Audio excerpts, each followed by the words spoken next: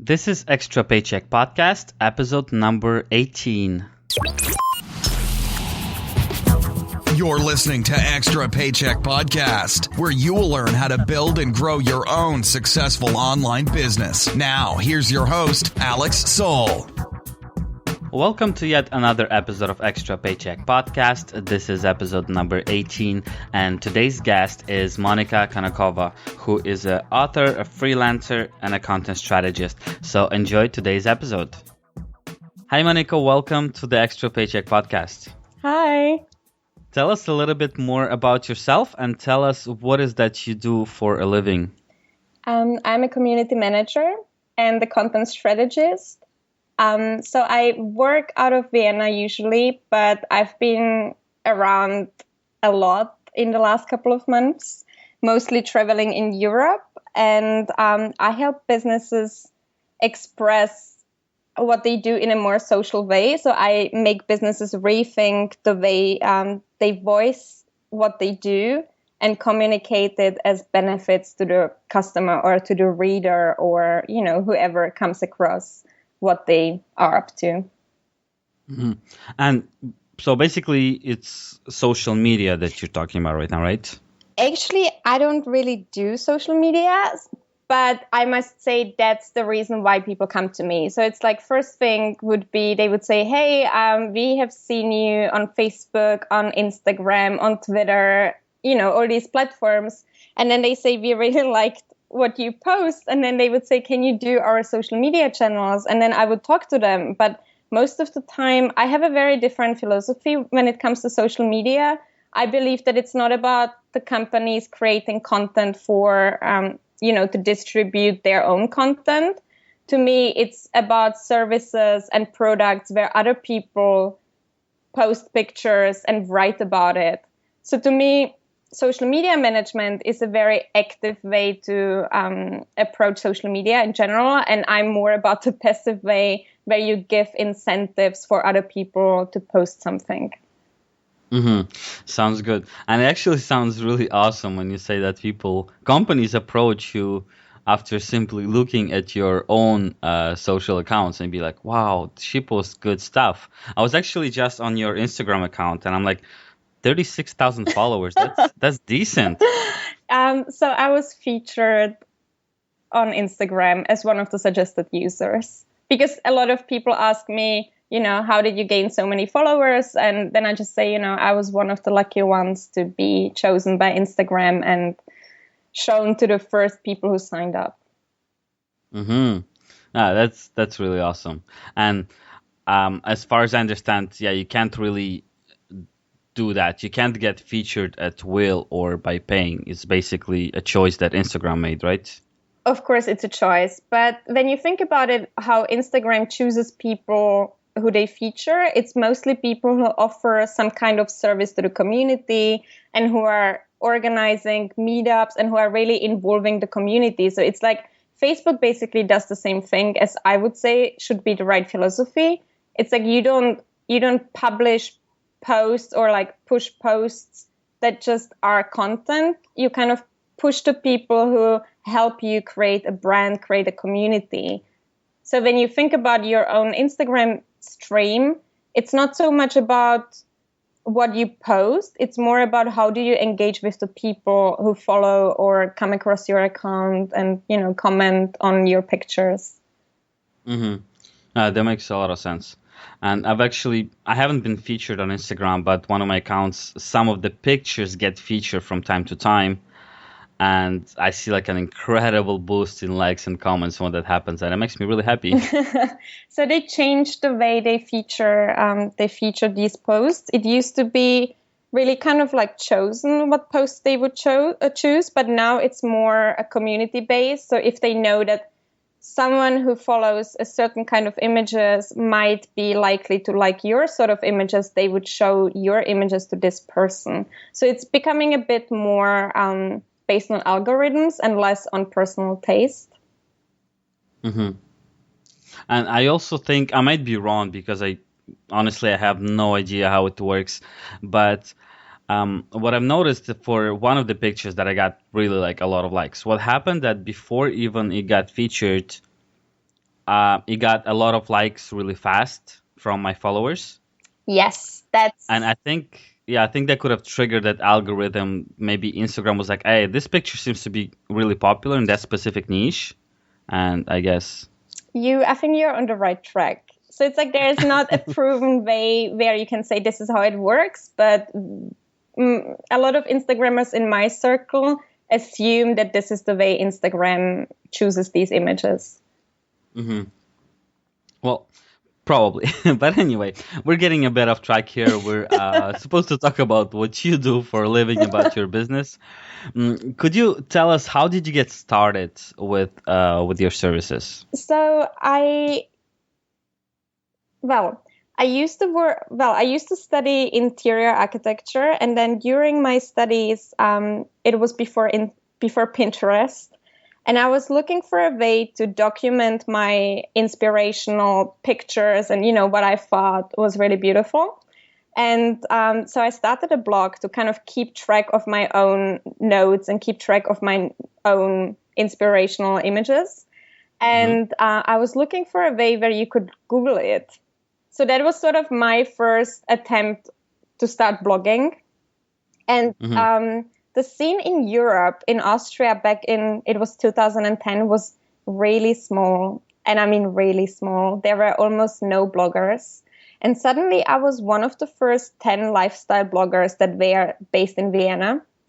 And a couple of months later, it must have been a year later, I wrote a blog post where I analyzed how the housing and how floor plans change and how architects look at floor planning differently, because you no longer plan for a family with a man, a woman, and a kid, but you plan for people who are sort of equals and all professionals and who just choose to live together or have to live together because of the space in cities.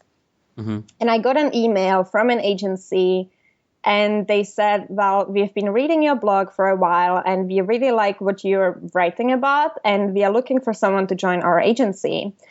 And that happened while I was in the middle of doing my final project for university. And so I went there, I met them, I really liked the team, so I decided to join, because honestly, they offered to me to pay me for my hobby, which I thought was really amazing. So I joined the agency, but then I was accepted at 2 universities, and they allowed me to go. So I worked remotely for them. And then I kind of got really interested in propaganda and advertising language and how people use language to express certain things. So I decided to go into advertising and started working in social media, because when you work in social media and you really run Facebook pages, and that might be why so many people believe I actually do social media, because that's where you learn to speak for a brand in the language, in the voice of a brand. You have certain words you use, you have other words you don't use, and you represent a company, and you are sort of the voice of the company, because people see you more than they would see a television ad, and it's so much faster. You really have to know how to react and how to speak to people. And I had this one case that was really challenging. It was a company that was about to go bankrupt, and it was a very old traditional Austrian company. And I'm telling you, so many people wrote comments on the Facebook page that I was spending about 5 hours a day just answering to comments. So I kind of got this feeling for how to communicate with people, that it comes across the right way. Because sometimes when you talk on behalf of a company, you can't really say everything, and you cannot be, I mean, this sounds very funny, but you cannot say everything the way you would say it, because it's written down and other people could misunderstand it, or, it's politics. Totally, yeah. In a way, it's like brand politics. So I sort of learned how to communicate in a way that people feel approached, and really develop a very personal voice for brands. And afterwards, when this project was over, I kind of felt like it's time for me to move on. So I joined a startup in Berlin, and there I was very involved in the product development and community building and customer experience design. So because we were such a small team, we really were, everyone kind of had to do everything. And I think that was sort of the way how I got into what I do now, because I work at the intersection between communications and product design. Mm-hmm. And that's why I'm saying I don't necessarily do social media in the way where I say like, hey, you should post this and this is the right kind of content. I look more for how people experience your product to feel very satisfied about using it. And that's kind of how I got into what I do now. Because when I left the startup, there were some financial issues and I just decided not to continue working with them. And because it was so, if you don't know how you're going to get paid next week, it's hard. Yeah, you kind of like get a very new perspective on what it means to be a freelancer, because then it's you who is responsible for the money and no longer someone else. And that's why I've been saying at that time, in that very moment, it was very much like going freelance and being the one who is in charge of running the whole company sort of seemed like the safest option. At the same time, it was very much me thinking, okay, how do people do it right? So I started researching on the topic how to become a freelancer, and then wrote a book, which has been amazing just because now people know that first I'm a freelancer, and second, people know my quality of writing. So that's why I also get approached to write for other people. And I think all in all kind of goes together, because the internet or the social web is so new as a medium that you get hired if you know how these things fall together and how they function. Yeah, I agree with you. And tell me a little bit more about that book of yours, how it's called and what exactly is it about? So going freelance was, a big step, and I think it's a big step for everyone. So the name of the book is This Year Will Be Different.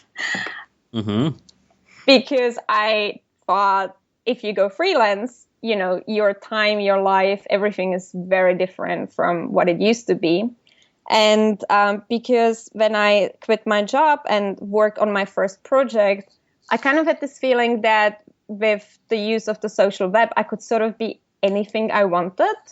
I could have been a blogger, a photographer, a content strategist, a consultant, and anything really that goes within the creative industries. So I was like, okay, I know amazing people who do absolutely incredible work, and I really admire them for what they do. And I would just really like to know how they started.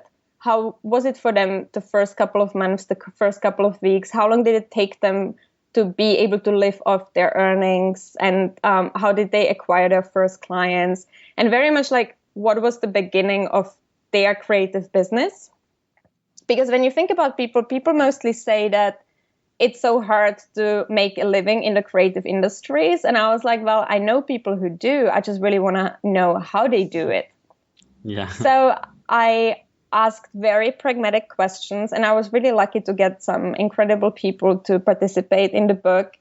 You might not know these people because it's not, the standard people everyone knows, but that wasn't the aim. Because if I would, and I always said that, it's like if I would have interviewed Britney Spears, everyone would think like, oh, well, she is like one of the lucky ones.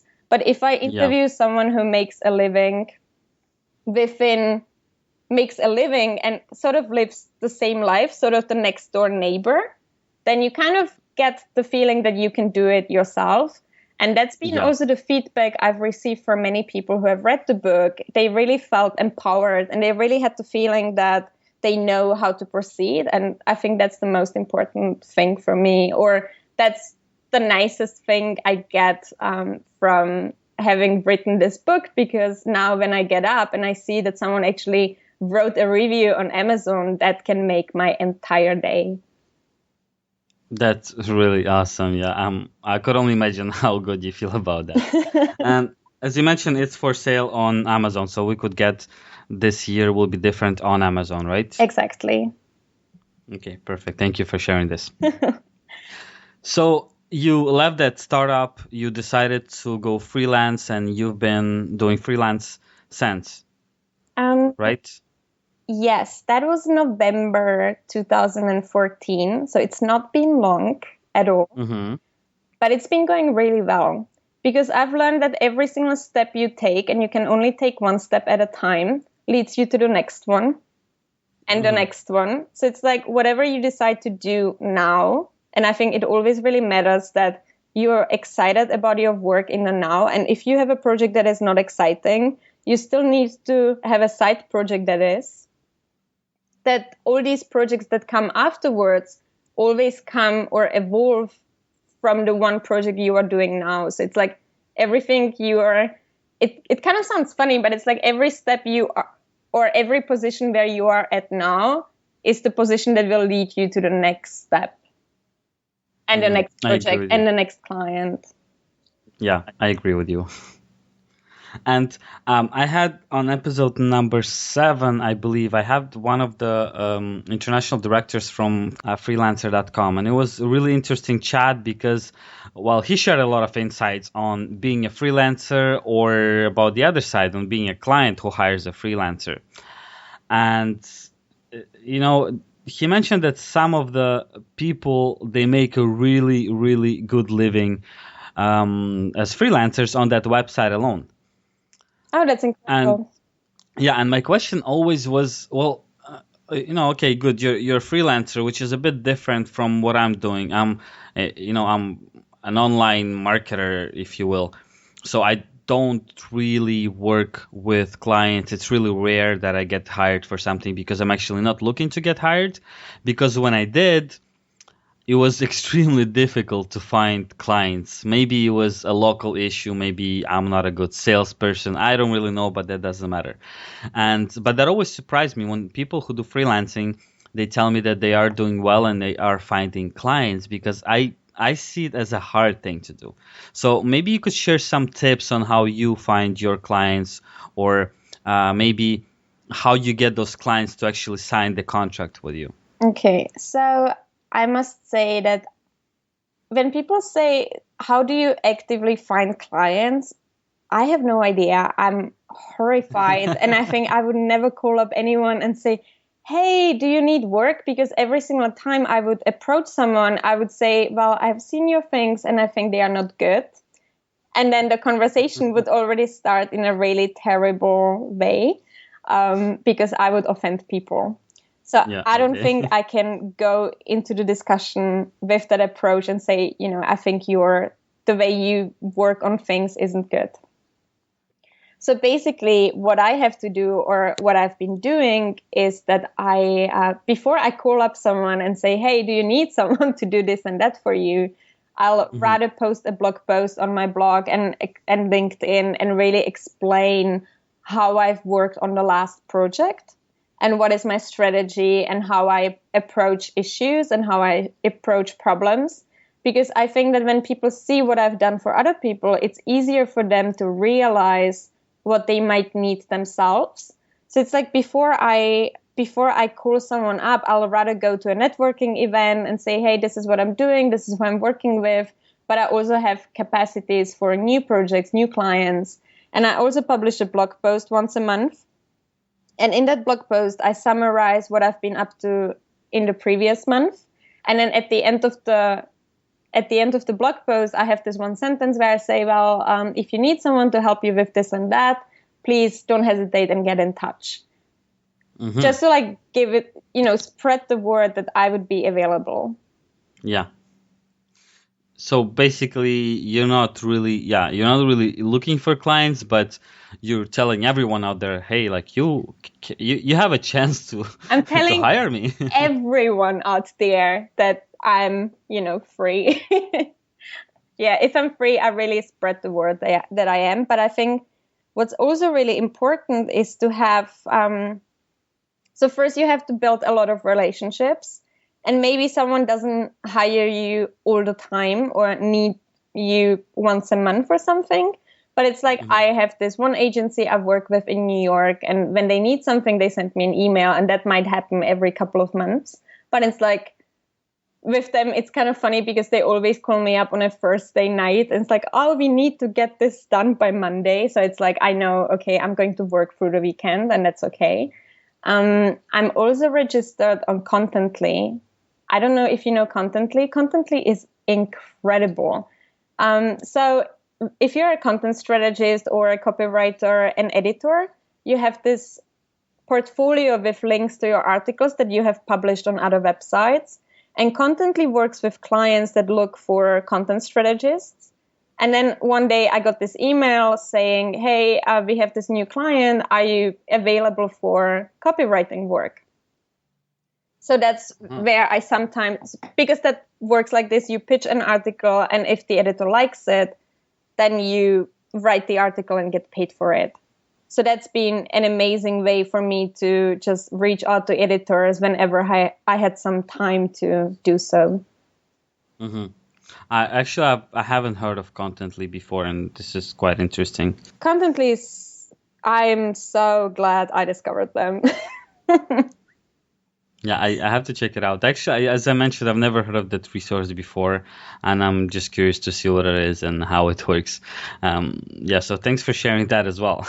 I think you just really need to have as many different income streams as possible, because about freelancing, a lot of people say it's very insecure and, there's no money coming in. But the very secret is that you have so many different income streams, and not everyone is going to call you up at the same time usually. Mm-hmm. But you need to have so many that when they call you up, and you also charge more than if you would be working for an agency or an employer. So it's not about, I think it's not so much about working all the time, but being available whenever someone needs something. Mm-hmm. And then the other time, because so it's like when I wrote the book, sorry to interrupt you. No problem. When I wrote the book, one of the women who I interviewed said that you cannot only work in your business, but you also have to work on your business. And working on your business is at least 50% of your time, which means that working on your business is networking, it's writing blog posts for your own blog. But then if you then charge people for their services, you have to charge them for the time you don't work in your business, but on your business. Yeah, that makes a lot of sense. And it's the same thing when earlier you mentioned that most people say that it's really hard to earn a living in the creative space, right? I know that a lot of web designers and developers and, they often complain because people or clients, well, I guess those are cheap and bad clients, they offer to pay very, very little. Sometimes I've even got offers for a website or for some, a part of marketing strategy for a local website or local company, and they would offer me some money for it. And when you would break it down by the hour, it would come out to something like $5 an hour, right? And they get pissed off when you refuse it. They're like, yeah, but you just have to do this and that and that. And I'm like, yes, but also I would need to spend time on this and on that. And, they just don't, they seem to still not understand that to be able to do what you do, you've actually spent countless hours, thousands of hours learning how to do that. And, that has to be appreciated and paid for as well. Well, at least that's what I think. That's very true, because, when I had this discussion, so I gave a talk about going freelance last week in Berlin at the Tech Open Air's satellite event. And one of the girls, because I said, you're charging more, but basically you work less. And she was like, don't you feel bad about charging people more for the time you don't work? And I was like, well, honestly, I have to be the one who stays on top of the trends and knows what is happening online. So people have to pay me for being informed and knowing what is happening in the world in that space, because they don't have time. It's like I also pay my tax consultant, not just for doing my things that takes him, I believe that my taxes 4 times a year, when my tax consultant looks over it, it takes him maybe an hour. it still costs me a crazy amount of money, but I'm not paying him for the time he spends on my taxes. I'm paying him for his knowledge that is, he needs to update himself and know how the tax system changed a year in the last 12 months. So when people pay me, they pay me for having spent a lot of time on the internet and looking at how other people do it, what has happened in the space in the last couple of months, and really knowing, knowing my business, knowing my space, my area of interest and profession. Yeah, I agree with that. The same thing goes to lawyers and many other professionals. Exactly. They charge a lot of money, not just for the work they do, but for the time, the effort, and the money they have spent learning what they know now.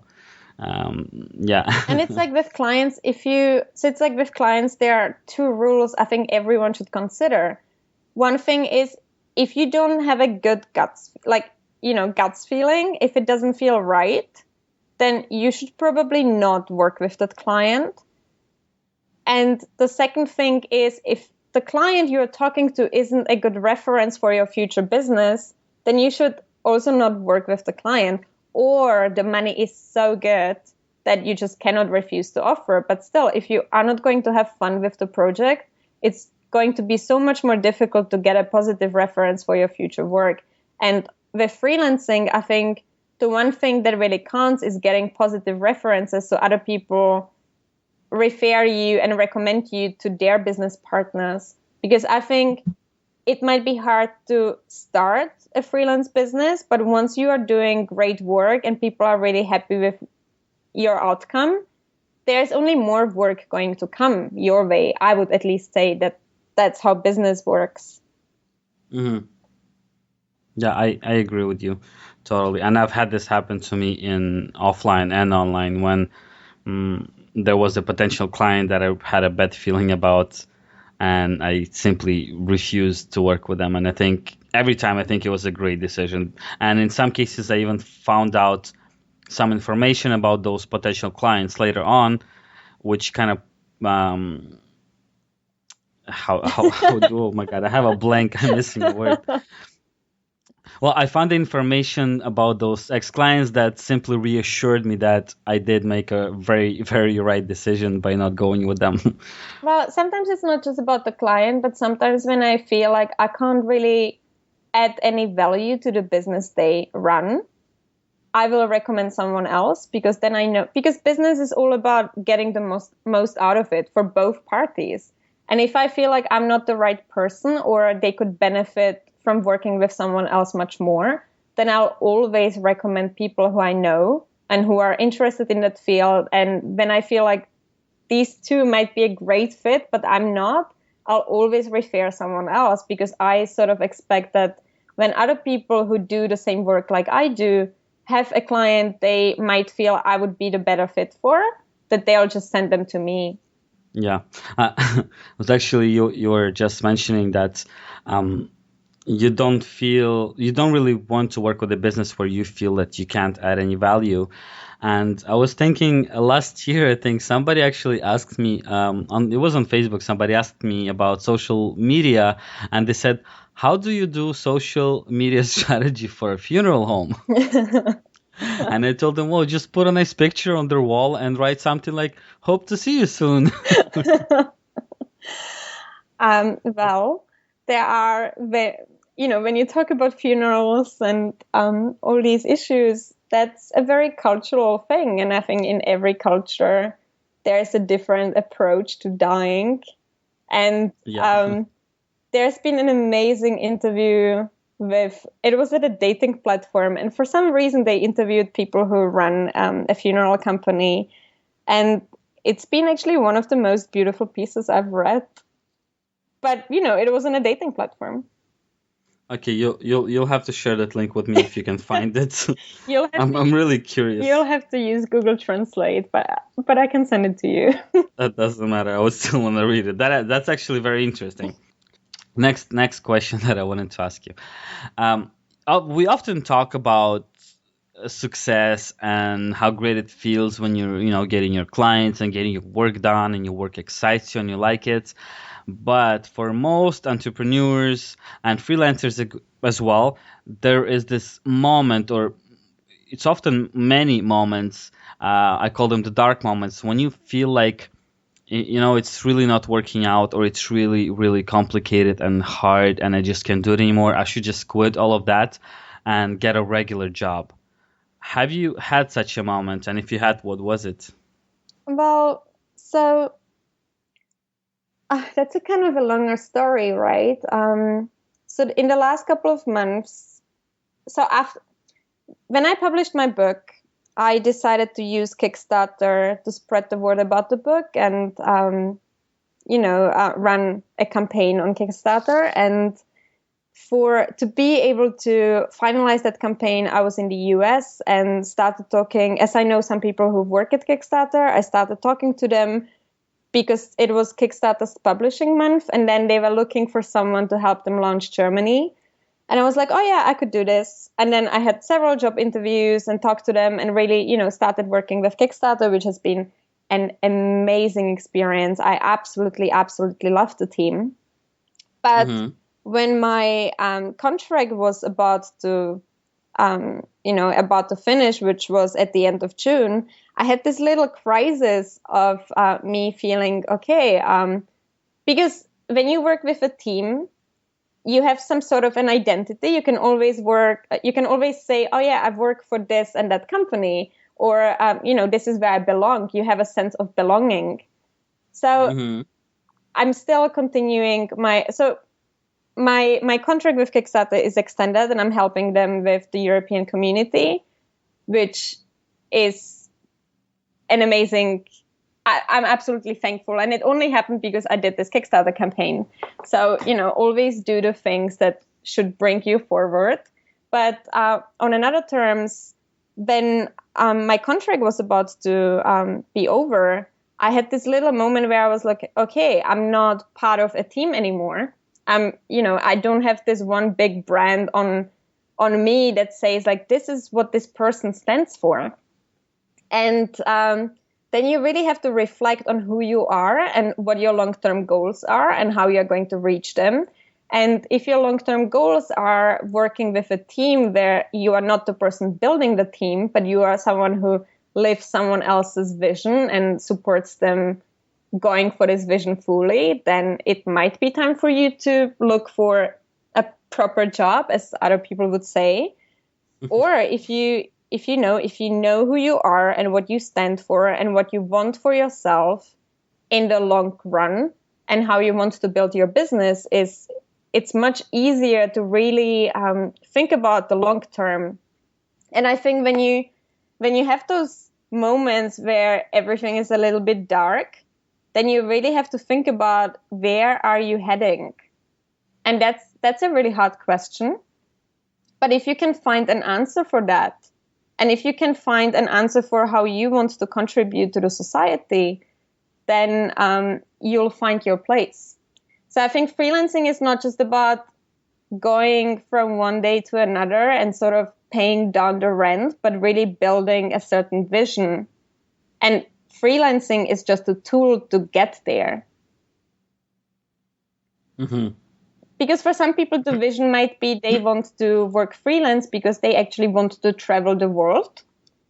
And if the business isn't running at that very moment, then they might have to find out different ways to run their business and maybe look for new clients or sort of for new tasks and new spaces where they could make their skills valuable.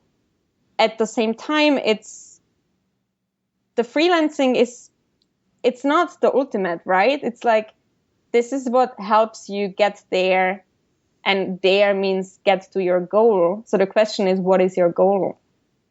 Yeah, it could be a gateway to something bigger.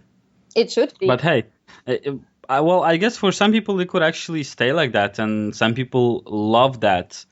staying as a freelancer for a very long time. I don't know if it's actually the ultimate goal for some people, but I personally know a few people that have been freelancing for years and years, and they love it, and that's. But it's like it seems to be their goal. they are no. But it's like freelancing is the process, right? But it's like there's a very different goal behind it. It's like I'm not saying I'm looking for the next full-time employment. I'm just saying the business I want to build, the way there, is by me being a freelancer and helping other people on a short-term basis, because then I can help them run their business in a very efficient way. But should I decide that I want to be part of a team for a longer time, I can still do this. So I think it very much depends on where you're heading and if freelancing is the way to go. Because I think there are different approaches to freelancing. One of them is it's sort of something that you do in between. And then there's freelancing where you're actually building a business, and freelancing where you see yourself as a business and where you might eventually build a team, but then it's you who is heading somewhere and you have the vision. So I think it's all about having a vision.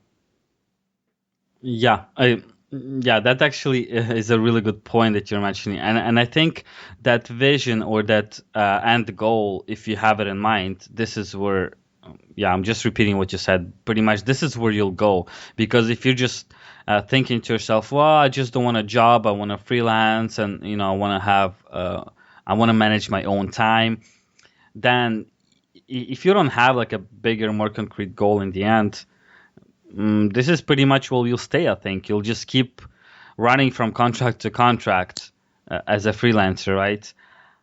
But that's what's going to stress you, because once the contract's over, you are going to think, oh my gosh, where's the money in the next 5 minutes coming from?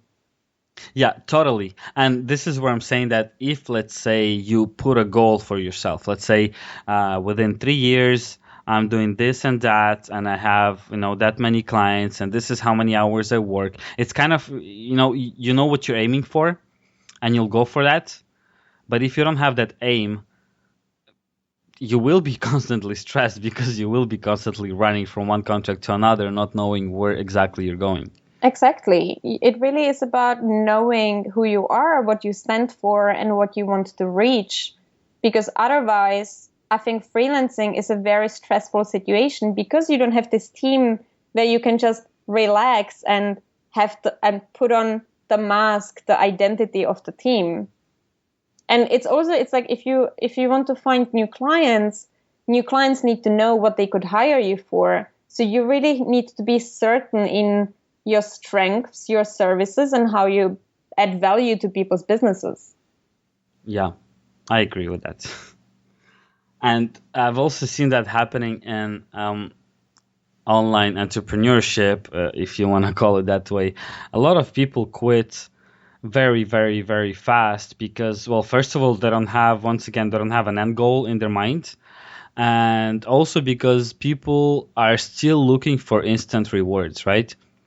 So you started a business, you're starting a blog, you're starting something online. Let's say you start a blog, and for most people, if they don't get like 10,000 visitors in the first month, they're gonna freak out and just quit, not realizing that it's a business you have to build, and you have to think long term, not short term. But for most people, it doesn't work like that, because when you get a job, you work for a week, you get your paycheck, right? you see your reward right there. And well, I guess this is also the point why freelancing and entrepreneurship and business is not for everyone, actually. Yeah, you need to have a strong vision, because this is the entrepreneur is the person who has a vision. And I think I've recently read this really amazing quote where someone said founders only sell their companies if they don't have a vision for them anymore. If they can't see the future of a company, they are going to sell, because otherwise it's their baby. Yeah, that is true. And I've sold a few websites for, and it's like insignificant. It was, like $1,000, $2,000, doesn't matter. And it was actually the same thing. I kind of felt bad selling off those websites because well, every website that I ever created was my baby, right? But at the same time, when I see the website going nowhere and I have no vision for it, I just look at it. I'm like, yeah, okay, it's making some money, but I can't move it forward. Then yeah, you're better off selling it and starting something that excites you and something that you see a future for. Yeah, I think as a freelancer, you always have to be excited, because that's what I say to people. It's like, what they really book me for is my ability to be excited and having a vision for wherever they are heading, for their product, for their company. It's my ability to see a certain future that makes me be an asset for a business. Mm-hmm. Yeah, and I'm sure your clients really appreciate you for that. Skyping with me and having a lot of fun. Yeah, I think so. There you go. By the way, how much are you charging me for this call?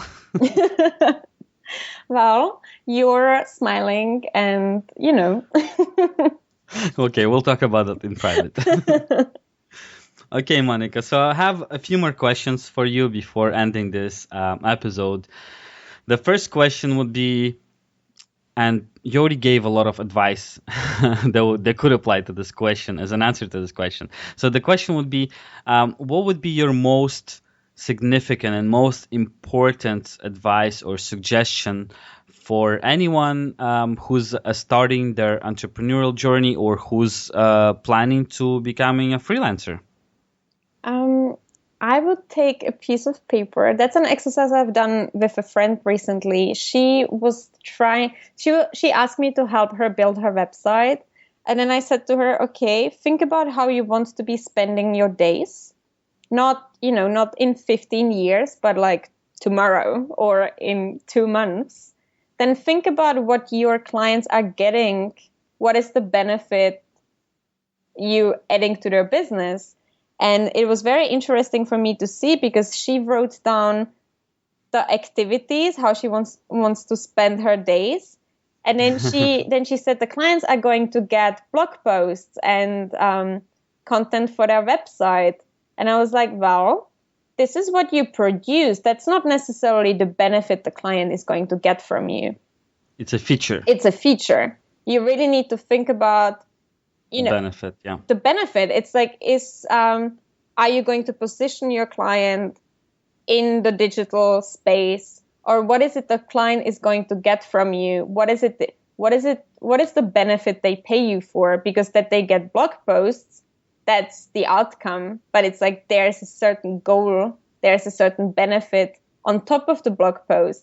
So it's like, when you think about your own business, think about the benefits your clients will get from you, and not so much the outcomes that you are going to produce, because that helps you really see yourself as a valuable asset, as a valuable person.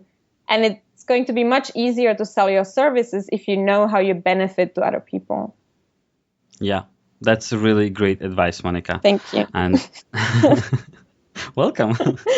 And I'm actually doing that. This is really strange because, online world, digital, blah, blah, blah. And often when I can't solve something, when I have these ideas or beginnings of ideas and I don't know where to go with them, I do it old school. I just take a blank sheet of paper with a pen and I start writing it down or drawing some kind of mind map, but I do it with a pen by hand as opposed to using a computer. And even for my own website, I'm not a web designer by any means, but I was doing a redesign of my website like half a year ago, and that's also what I did. I just took a sheet of paper and I drew the website on the paper, so I have a better idea of where it goes, and as I see it in front of me, I could make changes, I could add stuff, and I could remove stuff. And the same goes for when I was offering services for local companies. I would do the same thing. I would write down by hand a list of services that I would offer and a list of benefits that those services would offer to the client. Yeah. Right? And I guess it makes things clearer in your head. It makes you see what exactly you're doing, and it's easier, as I mentioned, to add or to remove stuff when you see you have too many things there or too little. Exactly. So yeah, being clear and coming up with benefits for your client is a really great idea, and I'm sure it would help pretty much anyone, especially someone who's starting out. All right, Monika, so we're ready to finish this episode, and before you go, I would like you to share your personal links or basically ways for people to get in touch with you or your business, or just to find out a little bit more about you and what you do. Where can they get in touch with you and find that information? So I think the easiest way that, because my name isn't as easy to pronounce, is when people look for me on Instagram. It's Katmo, so it's Kathmo. And there are all the other links. There's the link to my book, the title of my book. There is the link to my website. And on my website, which is Kanokova, which, you'll probably not know how to spell, you can get in touch with me. There is my email address. And all the links you need are basically on my website. And you can also see what clients I've worked with, and I write case studies. So you can read about my approach. And if you are a freelancer who is just starting out, you might be interested in subscribing to my newsletter, because that's where I write the daily snippets of, freelance thinking, where it's like, what have been the episodes I have had to solve, that sort of things. How do I charge clients? These little freelance thoughts one has. Yeah, that's great. And I've actually looked over your case studies, and it's pretty awesome stuff. So for anyone interested, it's mkanokova.com, mkanokova.com. I'll also be sharing the links on the show notes page for the podcast as well, for someone who doesn't, who simply wants to click on the links without typing them one by one. So I'll share all the resources and things we talked about on the show notes page as usual. Monika, thank you so much for being on the show. I had a pleasure talking with you, and thank you for sharing all your insights, knowledge, and tips. Thank you for inviting me. Thanks. Thank you so much for tuning in to yet another episode of Extra Paycheck Podcast. You can find the show notes where I shared today's episode, resources and other things we talked about at extrapodcast.com/18, number 18, as simple as that. If you haven't already, you could subscribe to the show on iTunes, and the easiest way to get there is simply go into extrapodcast.com/iTunes, or you could look up Extra Paycheck Podcast in the iTunes store.